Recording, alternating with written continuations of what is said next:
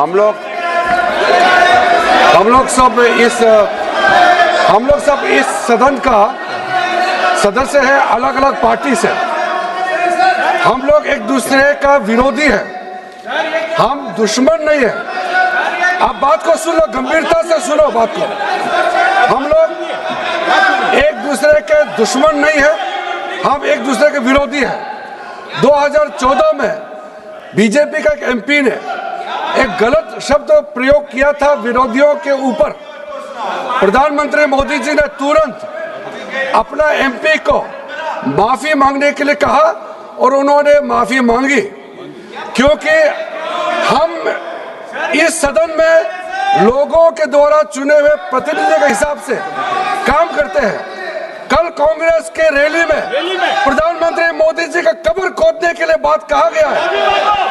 ये इस देश के लिए बहुत दुखद समय है कि कांग्रेस पार्टी ऐसा शब्दों का इस्तेमाल करते हैं और सारे कांग्रेस पार्टी पूरे का पूरे नेतृत्व उस रैली में मौजूद थे और प्रधानमंत्री मोदी जी का कब्र खोदने के लिए इन्होंने नारा लगाया।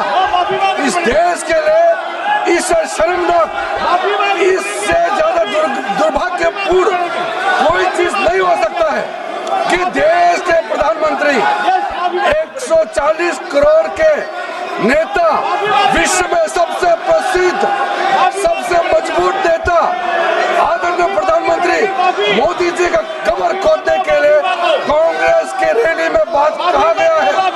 मैं चाहता हूं कांग्रेस के नेतृत्व माफी मांगना चाहिए, इस सदन के माध्यम से देश से माफी मांगना चाहिए।